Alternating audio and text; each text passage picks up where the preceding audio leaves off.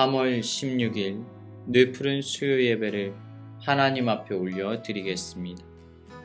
전능하사 천지를 만드신 하나님 아버지를 내가 믿사오며 그 외아들 우리 주 예수 그리스도를 믿사오니 이는 성령으로 잉태하사 동정녀 마리아에게 나시고 본디오 빌라도에게 고난을 받으사 십자가에 못 박혀 죽으시고 장사한 지 사흘 만에 죽은 자 가운데서 다시 살아나시며 하늘에 오르사 전능하신 하나님 우편에 앉아 계시다가 저리로서 산자와 죽은 자를 심판하러 오시리라.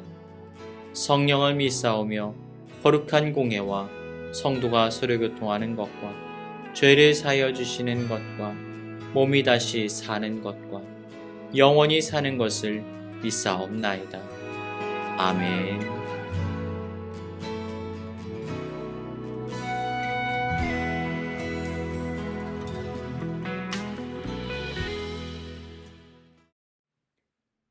오늘 우리에게 주신 하나님 말씀은 누가복음 17장 11절부터 19절까지의 말씀입니다. 누가복음 17장 11절부터 19절까지의 말씀.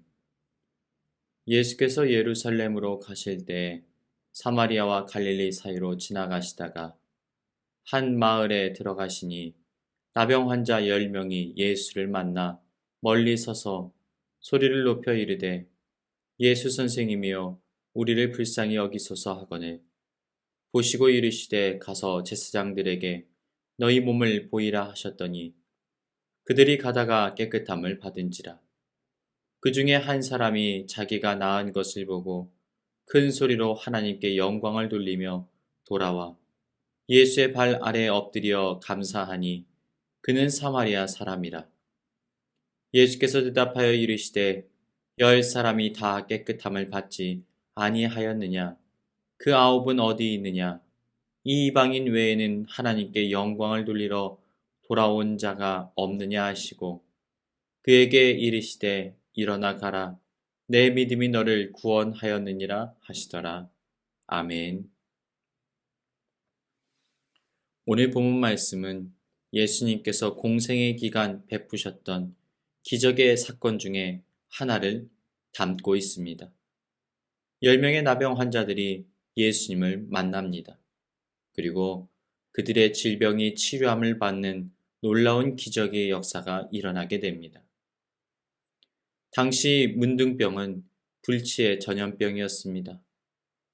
그 당시에 의술을 가지고서는 도무지 치료할 수 없는 끔찍한 질병이었습니다.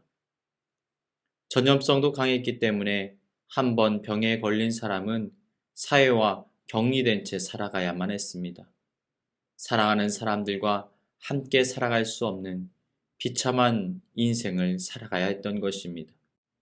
이렇게 나병 환자 촌에서 결국 집단 생활을 하며 살아갈 수밖에 없었던 사람들이 어느날 예수님의 소문을 듣게 되었습니다.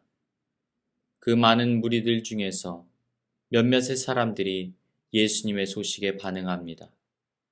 예수님께서 자신의 질병을 치료해 주시리라는 작은 믿음을 가지고 그 자리를 박차고 먼 길을 나섰던 것입니다. 그러나 당시 상황 속에서 그들이 예수님 앞에 나아가기란 결코 쉽지 않았을 것입니다. 왜냐하면 당시 이스라엘법에 따르면 나병 환자들이 스스로를 격리시키지 않고 일반 사람들과 만나게 되었을 때는 돌로 쳐서 죽여도 된다는 법이 있었습니다. 만약 누군가가 이 부정한 자들이 돌아다닌다라고 외치는 순간 그들은 사람들에게 죽임을 당할 수밖에 없었던 거예요. 그러니까 어쩌면 그들의 믿음은 죽음을 불사한 믿음이었습니다. 예수님을 향한 분명한 믿음이 있지 않았다면 그들은 예수님께 가까이 나아오지도 못했을 것입니다. 당시의 상황을 이렇게 성경은 기록합니다. 한 마을에 들어가시니 나병 환자 10명이 예수를 만나 멀리 서서 소리를 높여 이르되 그들은 예수님께 가까이 다가가지 못하고 저 멀리서 외칩니다. 예수님을 향한 울음 섞인 그들의 부르짖음은 실로 간절했습니다. 사람들은 그들의 소리를 듣기 싫게 여겼지만 우리 예수님께서는 이들의 부르짖음을 들으셨습니다. 그리고 그들에게 치료와 회복을 명하십니다. 제사장에게 가서 그 몸을 보이라고 말씀하셨던 것이지요. 그것에 순종하여 그들은 제사장 앞에 나아갑니다. 그리고 놀라운 사건이 벌어집니다.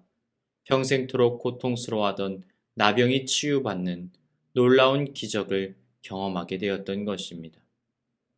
하나님의 기적의 역사가 그들의 연약한 육체 가운데 임하게 되었던 거예요.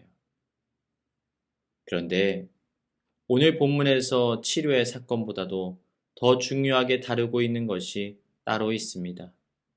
치료받은 그 이후에 일어난 사건입니다.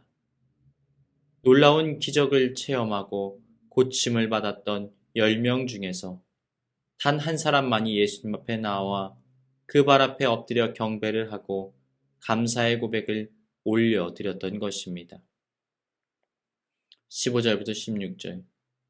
한 사람이 자기가 낳은 것을 보고 큰 소리로 하나님께 영광을 돌리며 돌아와 예수의 발 아래 엎드려 감사하니 그는 사마리아 사람이라. 그 모습을 보시고 주님은 말씀하십니다. 10사람이 다 깨끗함을 받지 아니하였느냐? 그 9은 어디에 있느냐? 이방인 외에는 하나님께 영광 돌리러 돌아온 자가 없느냐? 일어나 가라. 내 믿음이 너를 구원하였느니라. 우리 예수님께서는 주님 앞에 나온 그 한 사람에게 구원을 약속하셨습니다. 그는 육체뿐만 아니라 영혼까지도 고침을 받게 되었던 거예요. 그렇다면 어떻게 그는 다른 이들과 달리 구원의 은혜를 누릴 수가 있었던 것일까요? 어떻게 예수님 앞에 나아올 수 있었던 것일까요? 그는 응답의 기적을 통하여서 예수님이 어떤 분이신지를 깨달았습니다. 오늘 본문에 등장했던 10명의 나병 환자들을 살펴보십시오. 모두가 깨끗함을 받게 되었습니다.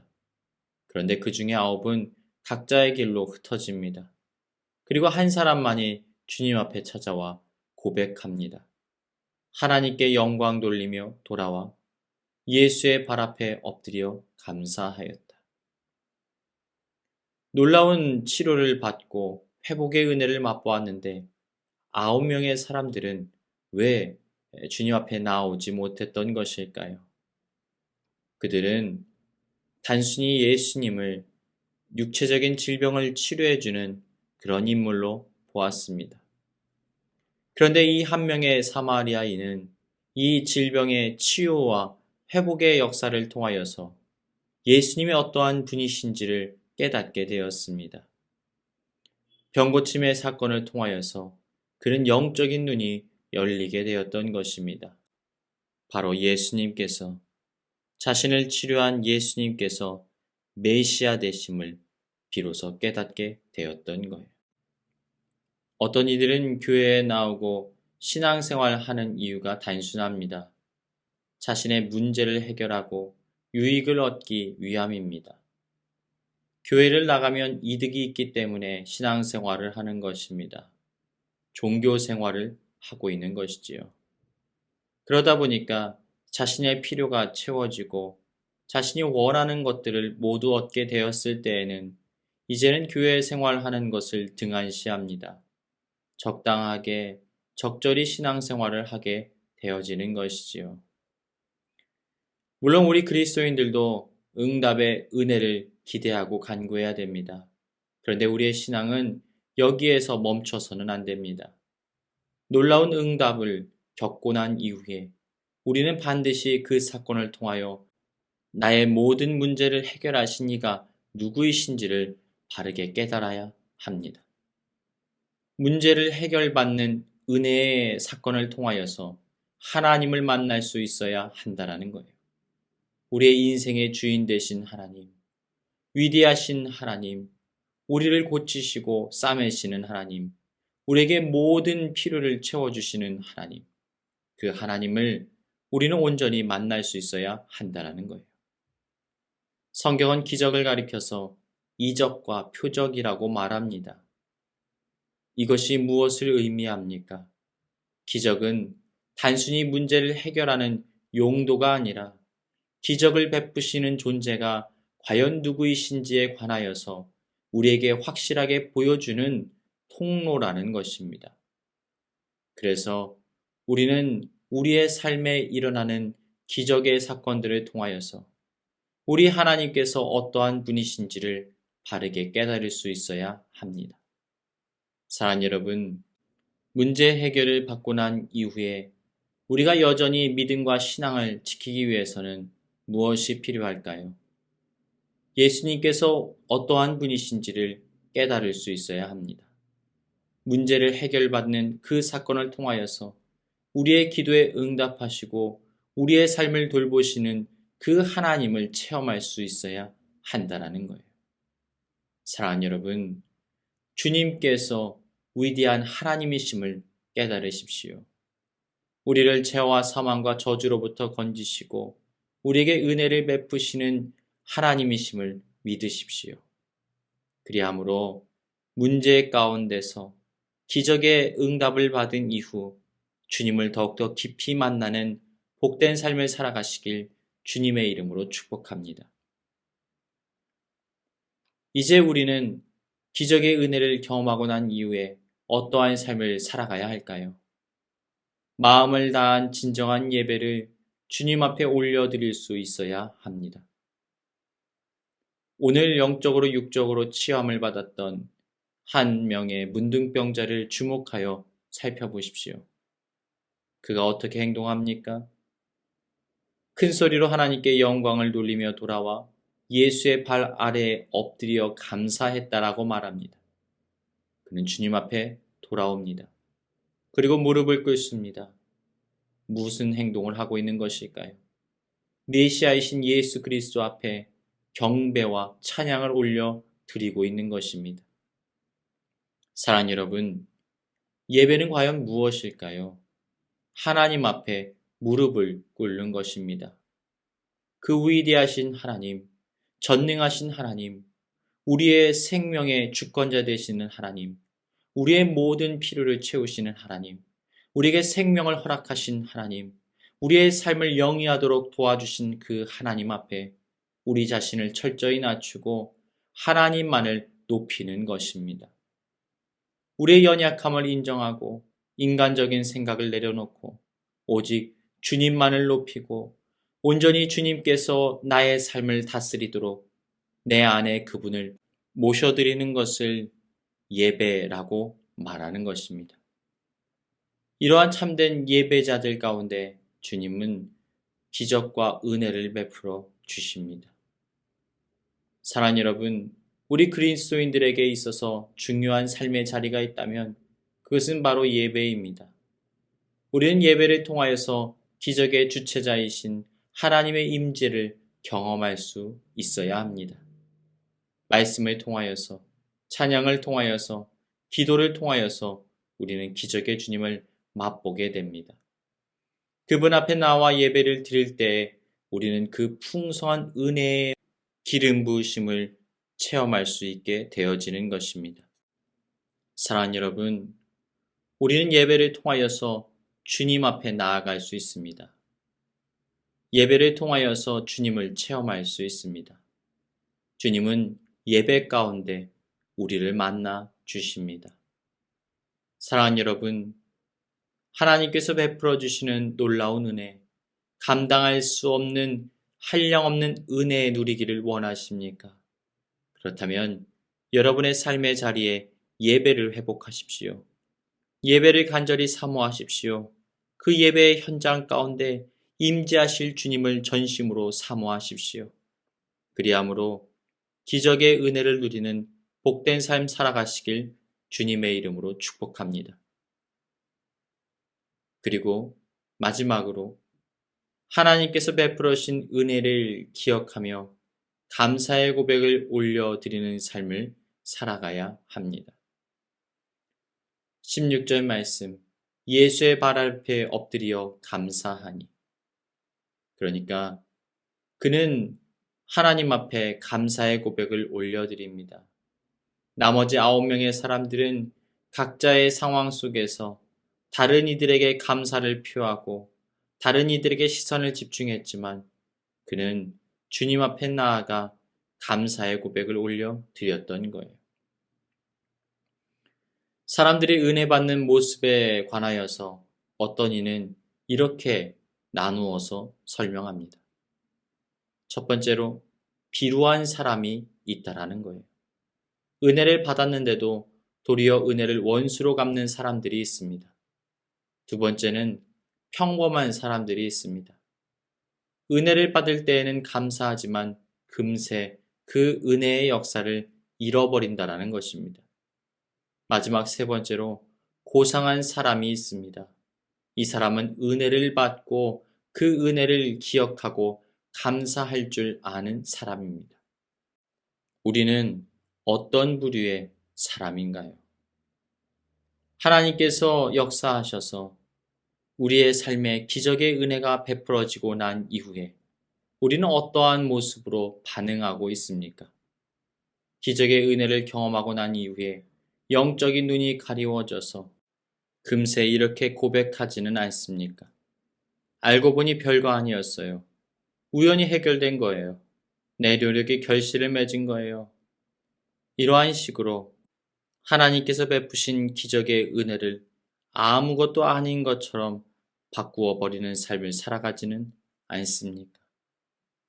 그래서 수없이 많은 사람들은 주님으로 인하여서 은혜를 누렸음에도 불구하고 감사의 삶을 살아가지 않습니다. 마치 9명의 나병 환자들처럼 주님께서 베푸신 기적이라고 고백하는 자들이 없다라는 거예요. 사랑하는 여러분, 이 9명의 문둥병자들의 모습을 닮지 마십시오. 한 명의 사마리아인처럼 은혜의 기적이 예수 그리스도로부터 시작되었음을 고백하십시오. 그리고 주님 앞에 나와 감사와 찬양과 영광을 올려 드리십시오. 사랑하는 여러분, 한 명의 나병 환자가 어떻게 육적으로 영적으로 고침을 받았습니까? 믿음의 대상이 누구인지 분명히 알았습니다. 주님 앞에 나와 예배를 드렸습니다. 그리고 자신에게 일어난 기적의 역사가 예수님으로부터 일어난 사건임을 믿고 감사의 고백을 올려드렸습니다.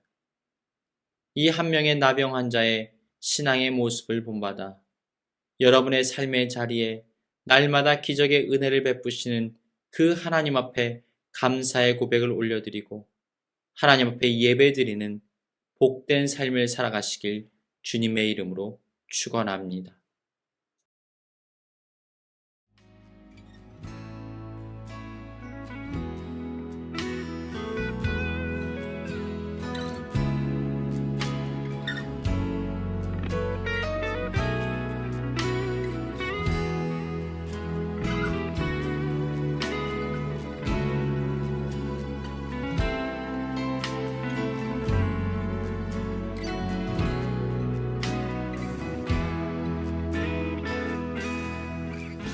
이 시간 교회에 주신 공동의 기도 제목을 가지고 다 같이 기도하시겠습니다. 첫 번째로 우리의 신앙과 믿음이 날마다 하나님 앞에서 아름답게 자라가게 하시고 다른 이들의 신앙과 믿음의 성숙을 돕는 자로서의 삶을 살게 하여 주옵소서.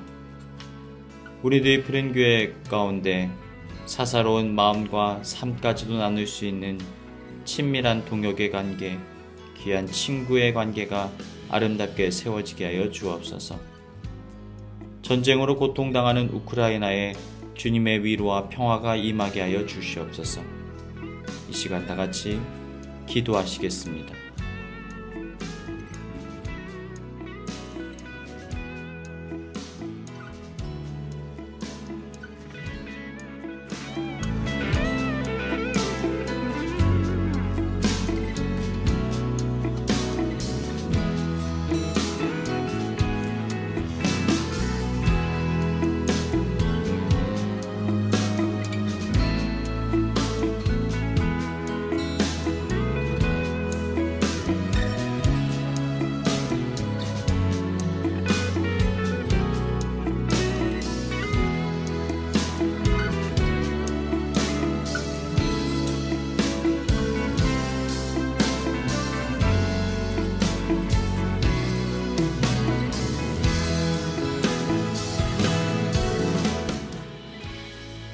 이제는 우리 구주 예수 그리스도의 크고 깊은 은혜와 아버지 하나님의 한없으신 사랑하심과 보혜사 성령님의 우리와 늘 함께하심의 은혜가 한 명의 나병 환자처럼 하나님 앞에 감사와 찬양을 올려드리고 주님 앞에 감사의 예배를 드림으로 주님을 인격적으로 온전히 만나기를 소망하는 주님의 자녀들 가운데 이제로부터 영원까지 함께 하시기를 간절히 축원하옵나이다. 아멘.